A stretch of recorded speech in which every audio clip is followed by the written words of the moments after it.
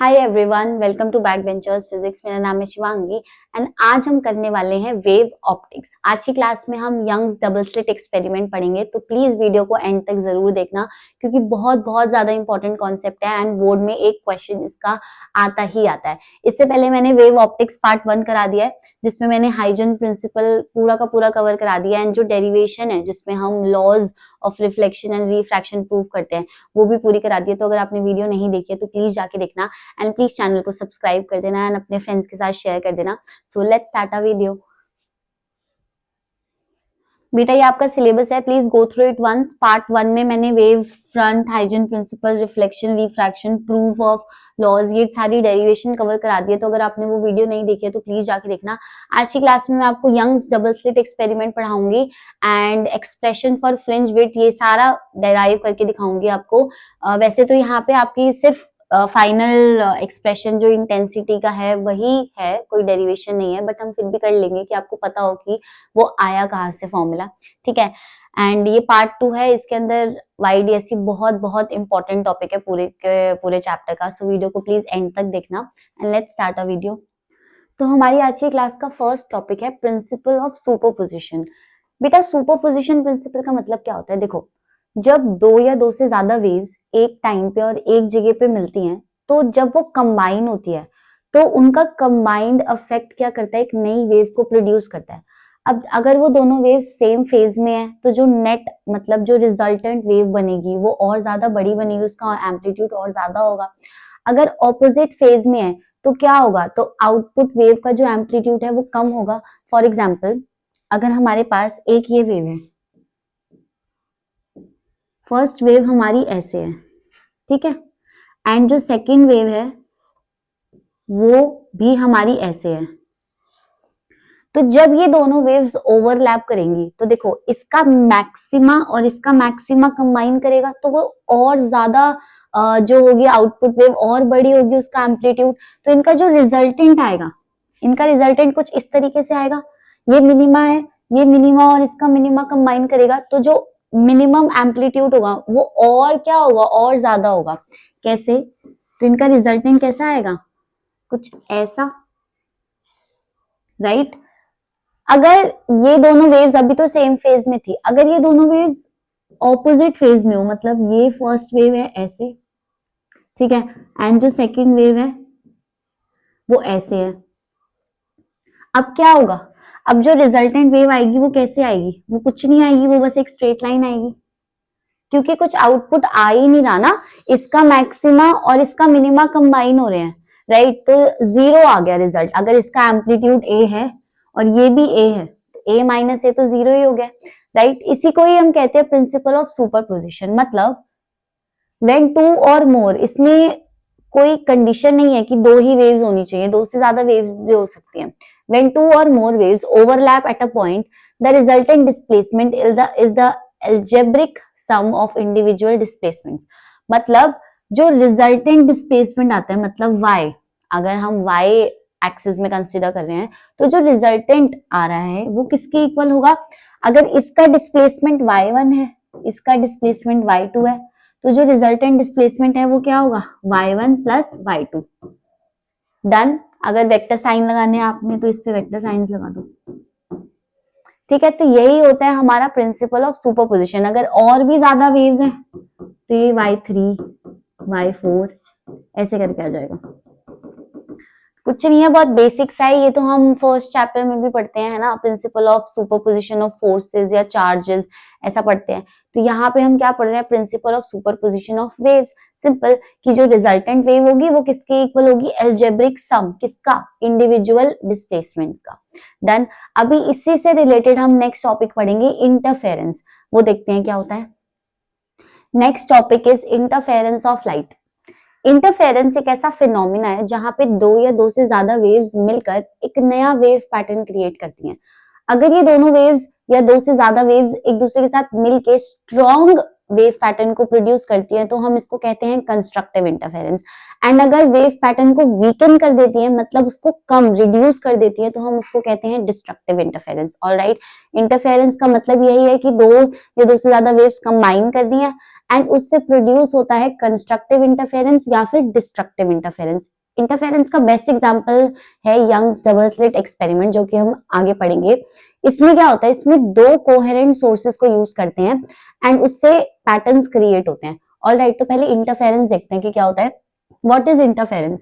When two light waves of same frequency superimposed in a region, the resultant intensity is not simply the sum of individual intensities. At some point, intensity becomes maximum, मतलब अगर दोनों waves या दो से ज्यादा waves का maxima overlap कर रहा है तो जो नई वेव प्रोड्यूस होगी वो एकदम मैक्सिमम होगी, या फिर दोनों का या दो से ज्यादा वेव्स का मिनिमा ओवरलैप कर रहा है या सुपर इम्पोज कर रहा है तो क्या हो जाएगा, वहां पे डार्क फ्रिंजेस ऑब्टेन होंगी। तो यही लिखा है एट सम पॉइंट, कुछ पॉइंट्स पे intensity becomes maximum. Intensity maximum होती है कब होती है, जब उनके मैक्सिमाज ओवरलैप करते हैं और वहां पे हमें ब्राइट फ्रिंज मिलता है। एट अदर्स मिनिमम डार्क, मतलब जब उनका मिनिमा ओवरलैप करता है तो हमें डार्क फ्रिंज मिलता है। This redistribution of light energy is called interference. इसी रीडिस्ट्रीब्यूशन को हम क्या कहते हैं, इंटरफेरेंस कहते हैं। ऑलराइट, की कॉन्सेप्ट क्या है, energy is redistributed not created और डिस्ट्रॉयड। ये तो हमें पता ही है एनर्जी कंजर्वेशन से कि एनर्जी को हम रीडिस्ट्रीब्यूट करते हैं, कि वो दोनों के मिनिमा जब ओवरलैप हो रहे हैं तो बिल्कुल डार्क फ्रिंज बन गई है ना, या एक का मैक्सिमा हो रहा है एक का मिनिमा हो रहा है तो कोई आउटपुट नहीं आएगा। तो बस यही होता है हमारा इंटरफेरेंस पैटर्न। आगे चलते हैं। अब YDSC मतलब यंग्स डबल स्लिट एक्सपेरिमेंट पढ़ने से पहले हमें ये पता होना चाहिए कि कोहेरेंट सोर्सेस क्या होते हैं। तो देखो, लेट करो कि दो सोर्स है लाइट के, एक है A एंड दूसरा है B। दोनों लाइट वेव्स को एमिट कर रहे हैं। अगर ये दोनों लाइट वेव्स की वेवलेंथ और फ्रीक्वेंसी सेम है और इनके बीच में जो फेज डिफरेंस है वो थ्रू आउट सेम है, जितना भी हम टाइम इंटरवल ले रहे हैं उनमें फेज डिफरेंस कांस्टेंट है, तो इन दोनों सोर्सेस को हम बोलेंगे कोहेरेंट सोर्सेस। तो इसकी कंडीशन क्या होनी चाहिए कि जो लाइट वेव्स निकल रही हैं दोनों सोर्स से जो एमिट हो रही है, सबसे पहली बात तो उनकी फ्रीक्वेंसी और वेवलेंथ सेम होनी चाहिए। सेकेंड कंडीशन क्या होती है कि जो फेज डिफरेंस होता है through out the time interval जो हम लेके कैलकुलेशन कर रहे हैं वो सेम होना चाहिए, फेज डिफरेंस। ऑलराइट, तो हम उन दोनों सोर्सेस को क्या बोलेंगे, कोहेरेंट सोर्सेस। देखो, two sources are called coherent sources if they emit light waves with same frequency. First condition यही है। Constant phase difference, second condition यही है। अगर फ्रीक्वेंसी सेम होगी तो ऑटोमेटिकली वेवलेंथ भी सेम हो जाएगी। राइट, कांस्टेंट फेज डिफरेंस होना चाहिए या फिर zero phase difference, phase difference होना ही नहीं चाहिए। डन। तो दो कंडीशंस आपको बहुत अच्छे से समझ आ गई कि कोहेरेंट सोर्सेस की दो कंडीशंस क्या होती हैं। अब कोहेरेंट सोर्सेस को ही हम क्यों लेते हैं YDSC में, मतलब इनकोहेरेंट सोर्सेस को भी ले सकते हैं ना। तो बेटा जो फ्रिंज पैटर्न हम देखना चाहते हैं, मतलब bright fringe and dark fringe, वो स्टेबल, वो पैटर्न कैसे मिलता है हमें, तभी मिल पाता है जब हमारे पास कोहेरेंट सोर्स होता है लाइट का। अगर हम इनकोहेरेंट लेंगे तो हमें वो पैटर्न्स जो हम देखना चाह रहे हैं वो हमें नहीं देखने को मिल पाते हैं। ऑलराइट, इसीलिए हम क्या करते हैं, हम कोहेरेंट सोर्सेस का यूज करते हैं। तो यहाँ पे लिखा भी है why are coherent sources needed. तो फॉर सस्टेन्ड इंटरफेरेंस पैटर्न, मतलब stable interference pattern, we need the bright and dark fringes to be stable. अगर हमें पैटर्न्स को देखना है तो हमारे लिए वो फ्रिंजेस स्टेबल होनी चाहिए, ब्राइट और dark fringe. Right, if the phase difference keeps changing randomly, the pattern will fluctuate and won't be observable.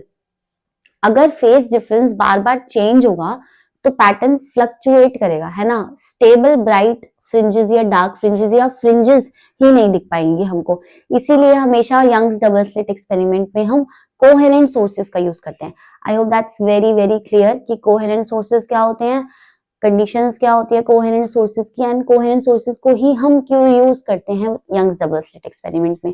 ठीक है, नेक्स्ट पॉइंट इज, देखो तो इंपॉर्टेंट पॉइंट क्या है, two independent light source can never be coherent because, अब दो independent light sources coherent क्यों नहीं हो सकते। First point is atoms emit light randomly and independently and phase difference keeps changing, no stable interference pattern। तो यही है, अगर आपसे कोई पूछे कि ये चीज कोहेरेंट क्यों है, तो कोहेरेंट क्यों है का एग्जांपल आप यही दोगे कि फेज डिफरेंस कांस्टेंट है या जीरो है, या फिर फ्रीक्वेंसी और वेवलेंथ सेम है ना, और जो फ्रिंज पैटर्न्स हैं वो स्टेबल है।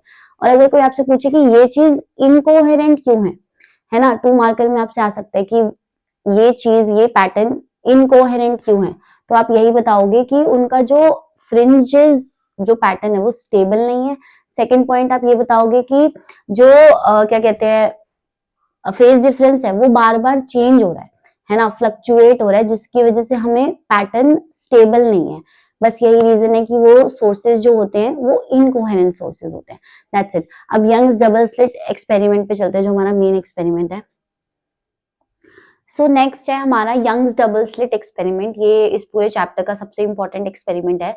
यंग्स डबल स्लिट एक्सपेरिमेंट में क्या होता है, देखो हमारे पास वैसे वो डायग्राम है, पर मैं आपको यहाँ पे बना के दिखाती हूँ। ये एक सोर्स ऑफ लाइट है एस, ठीक है। यहाँ पे हमने 2 स्लिट्स बना दी, एक स्लिट है यहाँ पे S1 और दूसरी स्लिट है S2। यहाँ से वेव्स निकल रही हैं, ठीक है।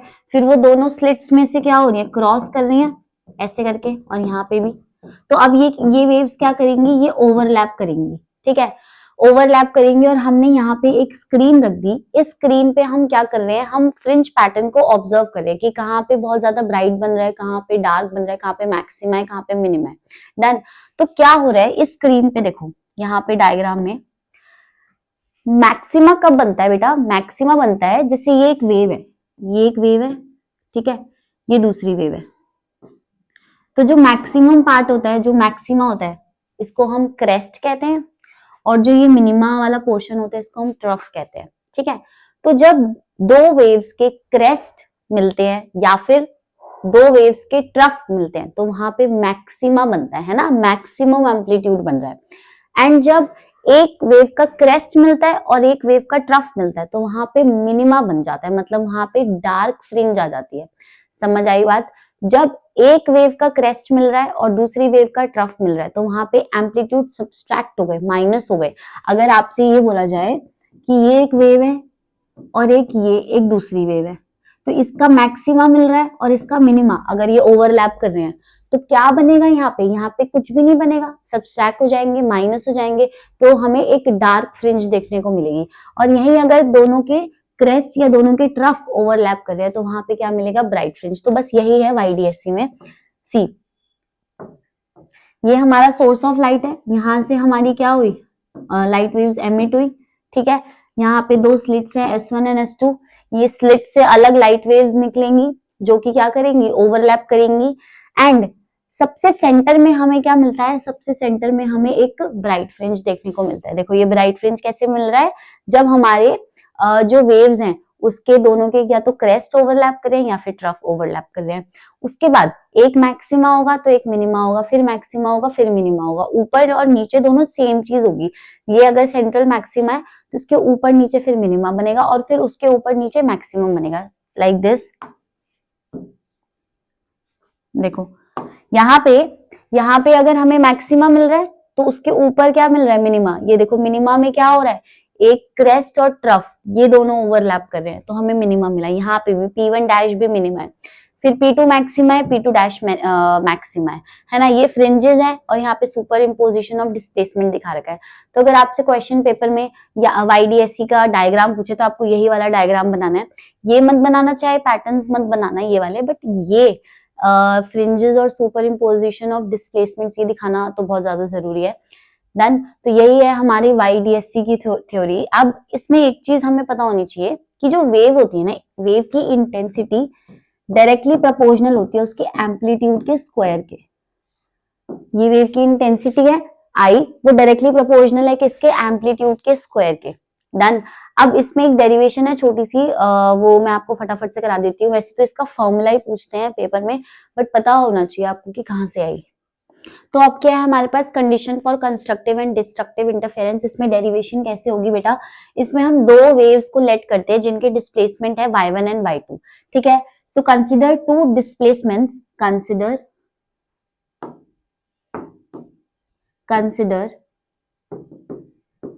2 डिस्प्लेसमेंट्स, बस इसमें यही लिख दो, 2 डिस्प्लेसमेंट्स कंसिडर कर रहे हैं हम y1 एंड y2। y1 को ले रहे हैं हम यहाँ पे y1 is equal to a1 sine omega T and y2 होगा हमारा a2 sine omega T plus 5। यहाँ पे हमने फ्रीक्वेंसी को सेम रखा है, एंगुलर फ्रीक्वेंसी को, एंड फाई जो है वो कांस्टेंट फेज डिफरेंस है।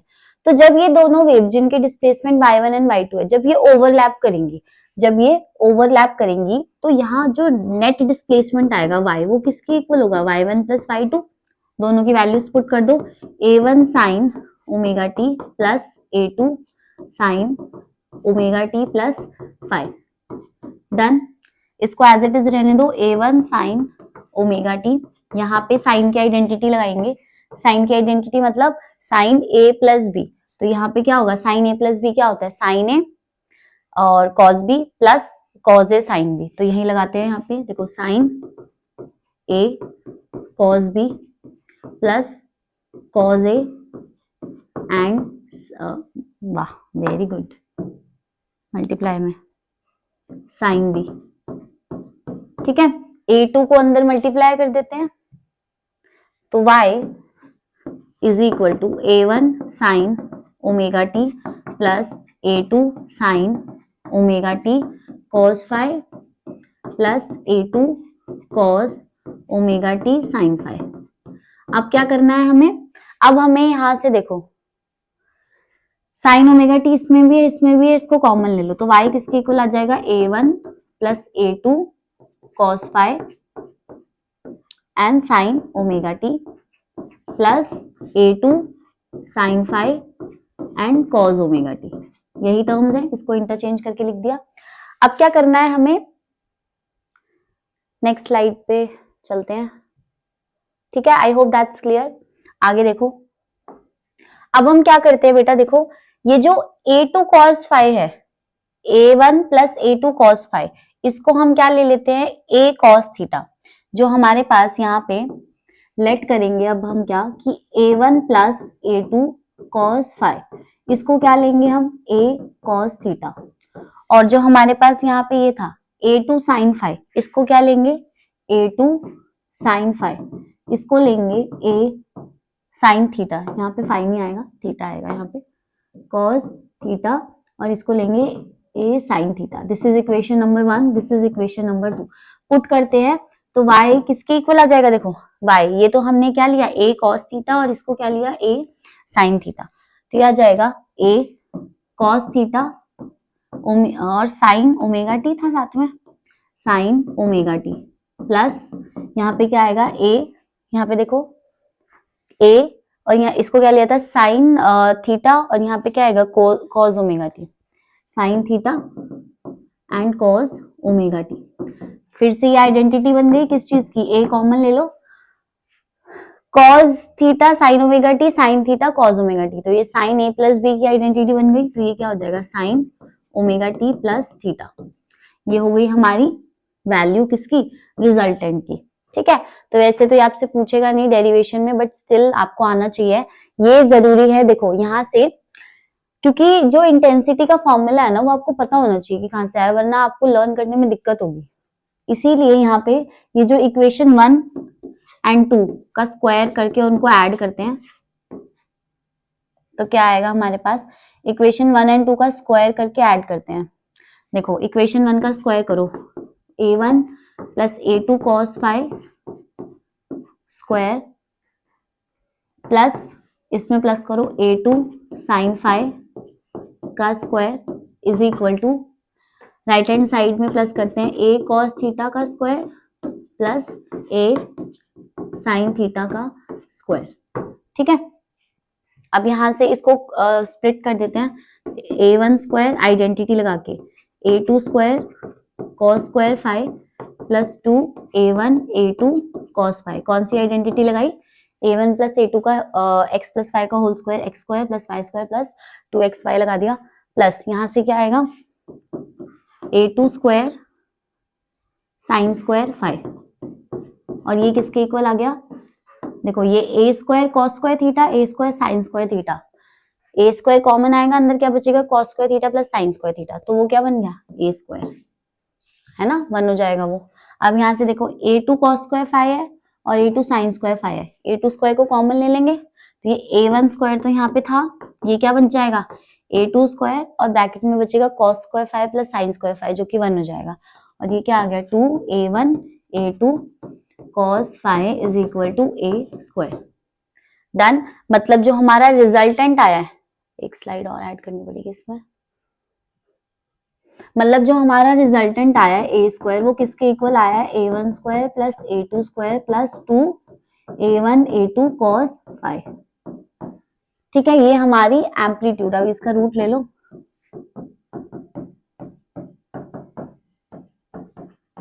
तो ये हमारा रिजल्टेंट वेव का एम्पलीट्यूड आएगा। इस पे बहुत सारे न्यूमेरिकल्स आते हैं। अब हमको पता है कि जो इंटेंसिटी होती है वो एम्पलीट्यूड के स्क्वायर के इक्वल होती है ना। तो अगर मैं ये लिखूं कि फर्स्ट वेव की इंटेंसिटी I1 वो A1 स्क्वायर की डायरेक्टली प्रोपोर्शनल होगी, सेकेंड वेव की इंटेंसिटी A2 स्क्वायर की डायरेक्टली प्रोपोर्शनल होगी, राइट। तो यहां से अगर पुट करने पे आए, देखो ये क्या बन जाएगा, ये I बन जाएगा इज इक्वल टू ये क्या बन जाएगा I1 प्लस A2 का स्क्वायर क्या बन जाएगा I2 प्लस 2 A1 क्या होगा अंडर रूट I2 और cos फाइव। फटाफट से करनी है ये डेरिवेशन, हमें डेरिवेशन थी नहीं आपके सिलेबस में इसलिए फिर भी मैंने करा दी, इसलिए ये फॉर्मूला ज्यादा इंपॉर्टेंट है। तो एम्पलीट्यूड का स्क्वायर ये बन गया एंड इंटेंसिटी का एम्पलीट्यूड का फॉर्मूला ये बन गया एंड इंटेंसिटी क्या हो गई I1 plus I2 plus 2 under root I1 I2 cos phi. Done. तो ये हो गया हमारा इंटेंसिटी एंड एम्पलीट्यूड की डेरिवेशन। बस देख लेना, बहुत इजी है, वैसे इतनी कुछ मुश्किल भी नहीं है।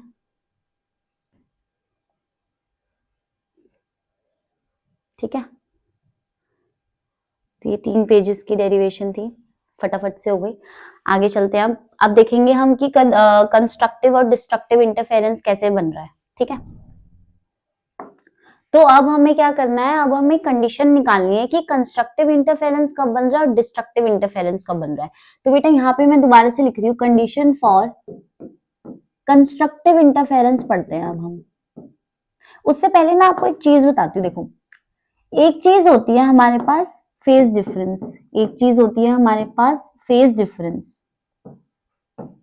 और एक चीज होती है हमारे पास पाथ डिफरेंस। ये बहुत इंपॉर्टेंट है। देखो, एक चीज है फेज डिफरेंस और एक चीज है हमारे पास पाथ डिफरेंस। जब एक चीज याद रखनी है आपको, जब हमारा जो फेज डिफरेंस होता है 2 पाई होता है, जब हमारा दो सोर्सेस के बीच में फेज डिफरेंस 2 पाई होता है, तब हमारा पाथ डिफरेंस होता है लैम्डा। बस कहानी खत्म। अब आपको सब में यूनिटरी मेथड लगाना है। जैसे आपको अगर फेज डिफरेंस पाई दिया हो, पाई, तो अब आप उसमें पाथ डिफरेंस क्या निकालोगे कि पाथ डिफरेंस क्या है। भाई जब फेज डिफरेंस 2 पाई है तो पाथ डिफरेंस लैम्डा है ना। जब हमारा 2 पाई क्या है हमारा फेज डिफरेंस, तब हमारा पाथ डिफरेंस कितना है लैम्डा। लैम्डा के पाथ डिफरेंस पे फेज डिफरेंस है 2 पाई, तो जब हमारा पाई फेज डिफरेंस है तब पाथ डिफरेंस कितना हो जाएगा लैम्डा बाय 2। यूनिटरी मेथड से लगाना है, क्रॉस मल्टीप्लाई करनी है तो आप क्रॉस मल्टीप्लाई भी कर लो। ठीक है, अगर मैं आपको ये बोल दूं कि हमारा फेज डिफरेंस है पाई बाय 2, या चलो पाई बाय 4 कर लेते हैं इसको, पाई बाय 4, तो पाथ डिफरेंस कितना होगा, कैसे निकालोगे। देखो, हमारा जब लैम्डा का पाथ डिफरेंस था तो हमारा फेज डिफरेंस है 2 पाई। अब जब हमारा फेज डिफरेंस कितना आ गया पाई बाय 4, तो पाथ डिफरेंस कितना होगा, पाई से पाई कैंसिल, तो ये कितना हो जाएगा लैम्डा बाय 8। बस आपको यही चीज याद रखनी है कि हमारा फेज डिफरेंस जब 2 पाई होता है तो पाथ डिफरेंस कितना होता है हमारा लैम्डा। ठीक है, अब इसी पे बेस्ड हमारी जो कंडीशंस आएंगी कंस्ट्रक्टिव और डिस्ट्रक्टिव इंटरफेरेंस की, वो कैसी बनेंगी।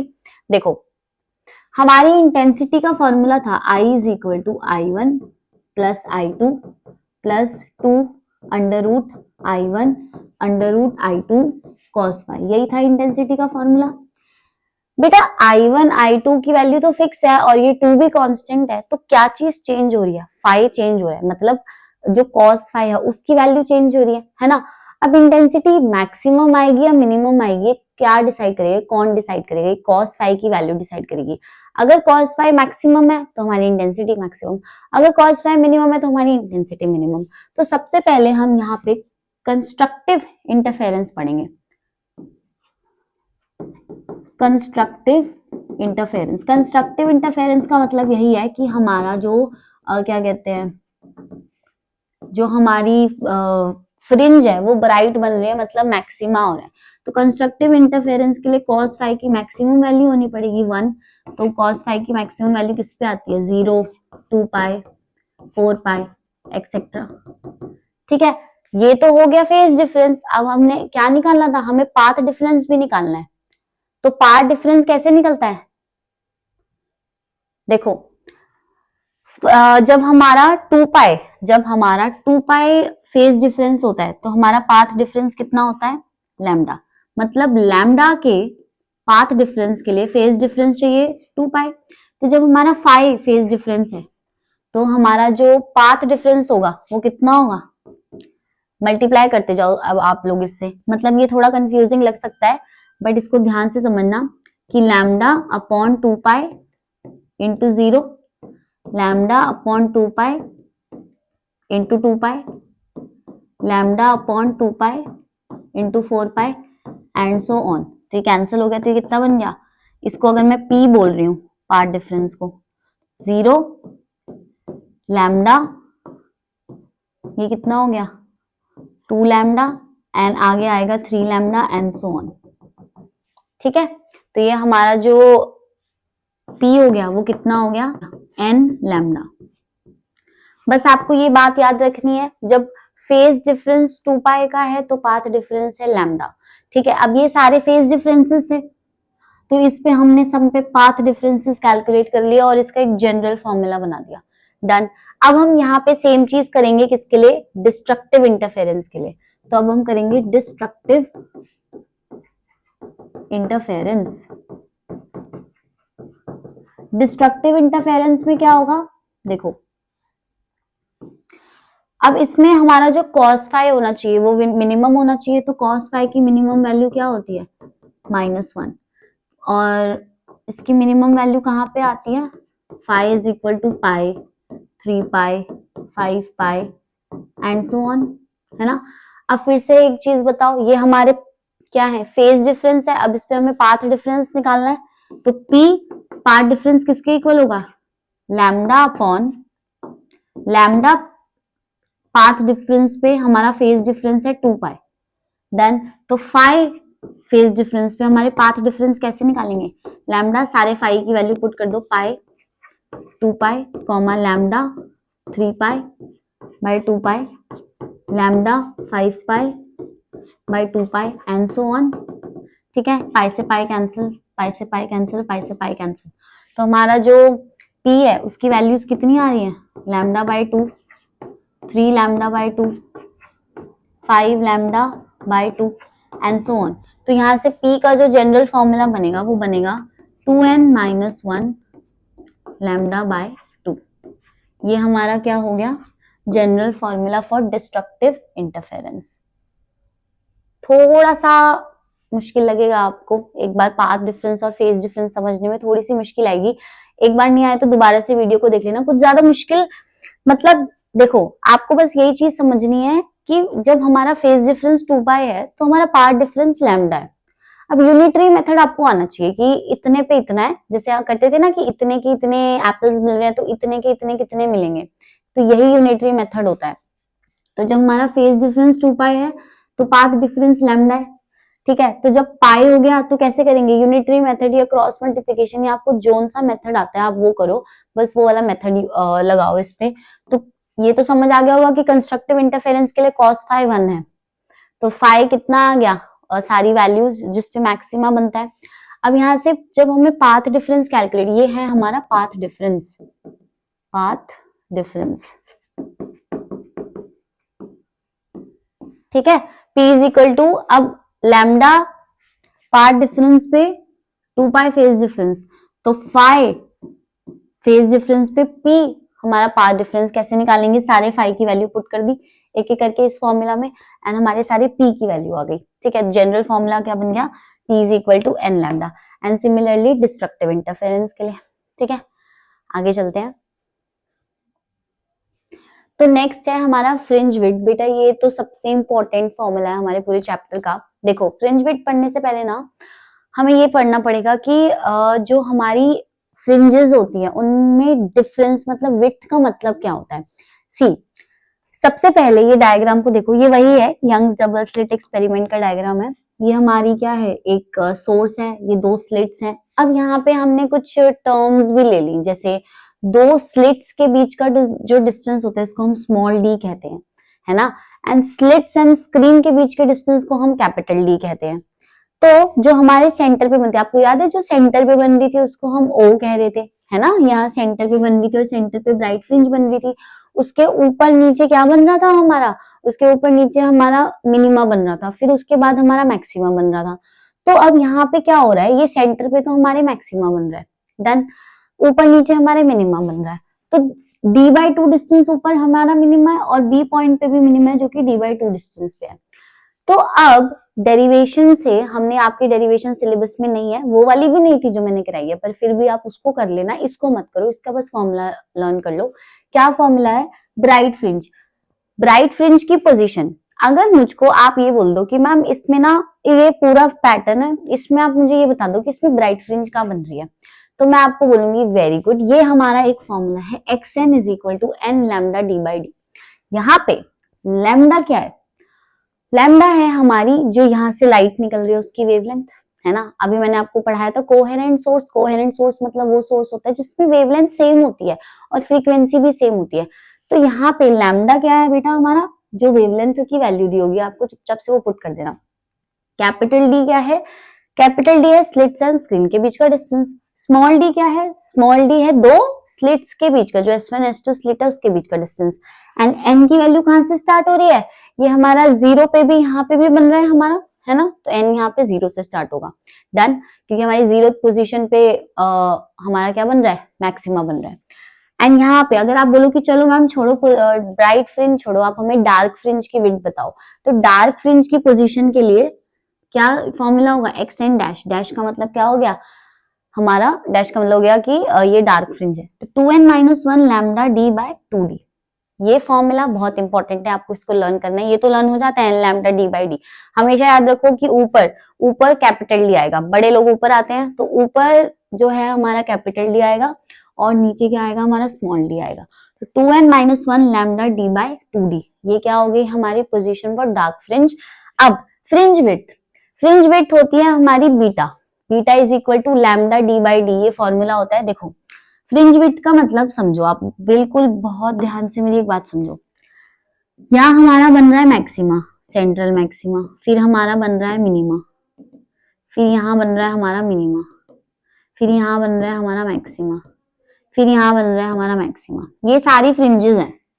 अब अगर आपको बोल दिया कि फर्स्ट डार्क फ्रिंज बताओ, तो ये हमारी फर्स्ट डार्क फ्रिंज की पोजीशन हो गई, ये हम निकालेंगे एक्स एन डैश से, और बोल दिया कि फर्स्ट ब्राइट फ्रिंज की पोजीशन बताओ, तो ये हो गई, ये हम निकालेंगे एक्स एन से, ठीक है। अब ये सिमिलरली ये भी हम एक्स एन डैश से निकालेंगे, ये एक्स एन से निकालेंगे, तो ये पोजीशंस हो गई हमारी ब्राइट फ्रिंज और डार्क फ्रिंज की, जिसका फॉर्मूला मैंने भी आपको पीछे बताया। फ्रिंज विड्थ का मतलब यही होता है, क्या होता है कि दो फ्रिंजेस के बीच का डिस्टेंस, ठीक है, दो फ्रिंजेस के बीच की विड्थ को हम क्या बोलते हैं, फ्रिंज विड्थ। एंड इसका फॉर्मूला है एन लैम्डा, सॉरी एन नहीं आएगा इसमें, लैम्डा d/d, ये कांस्टेंट रहती है थ्रू आउट द हमारा फ्रिंज पैटर्न, ठीक है। लैम्डा आपको पता है ना, वेवलेंथ, कैपिटल डी पता है, स्लिट्स एंड स्क्रीन के बीच का डिस्टेंस, एंड स्मॉल डी पता है आपको, क्या स्मॉल डी क्या होता है, दो स्लिट्स के बीच का डिस्टेंस, ठीक है। तो ये क्या हो गई, ये हमारी हो गई फ्रिंज विड्थ। तो अभी हमने क्या क्या कवर कर लिया, अभी हमने यहाँ पे ये देखो क्या क्या चीज कवर कर ली, constructive interference, destructive interference cover कर लिया, ठीक है, fringe width, position for bright and dark fringe cover कर ली, उसके बाद हमने फ्रिंज विड्थ कवर कर लिया, ठीक है। आगे चलते हैं, फटाफट से देखते हैं नेक्स्ट टॉपिक। तो आज की क्लास का हमारा लास्ट टॉपिक है इंटेंसिटी डिस्ट्रीब्यूशन। देखो अभी हमने क्या पढ़ा था कि YDSC पढ़ा है ना। अब इसमें ग्राफ कैसे बनता है, बहुत इजी सा ग्राफ है, कुछ नहीं है, सेम पैटर्न है पूरे थ्रू आउट द ग्राफ। यहाँ पे हमारा क्या बन रहा है, सेंट्रल ब्राइट, उसके बाद हमारा फर्स्ट ब्राइट, ठीक है। देखो पहले सेंट्रल ब्राइट था, यहाँ पे ब्राइट था मैक्सिमा, फिर हमारा यहाँ पे क्या था, डार्क, और यहाँ पे क्या था, डार्क, मतलब सेंट्रल ब्राइट, और उसके बाद क्या था, फर्स्ट डार्क, है ना, ये फर्स्ट डार्क, और उस तरफ भी क्या है हमारा फर्स्ट डार्क, फिर इस तरफ, फिर ऊपर क्या था, फिर ब्राइट, फर्स्ट ब्राइट, और ये भी क्या होगा, फर्स्ट ब्राइट। सेंटर वाले को फर्स्ट ब्राइट नहीं बोलेंगे, इसको सेंट्रल मैक्सिमा ही बोलेंगे। तो ये क्या है, फर्स्ट ब्राइट, और उधर भी first bright, second dark, second dark, ऐसे करके ये हमारा क्या है, इंटेंसिटी डिस्ट्रीब्यूशन। तो आई होप आपको YDSC समझ आया होगा, आपको कोहेरेंट सोर्सेस समझ आए होंगे, है ना। नेक्स्ट क्लास में मैं आपको डिफ्रैक्शन पढ़ाऊंगी एंड ये बताऊंगी कि डिफरेंस क्या होता है इंटरफेरेंस और डिफ्रैक्शन के बीच में, और 4-5 न्यूमेरिकल्स भी इस फॉर्मूला से रिलेटेड आपको सॉल्व कराऊंगी कि आपको क्लियर हो जाए कि पूरा कॉन्सेप्ट क्या है। ठीक है, तो अगर वीडियो पसंद आया तो please like share and subscribe, and मिलते हैं नेक्स्ट वीडियो में। Thank you.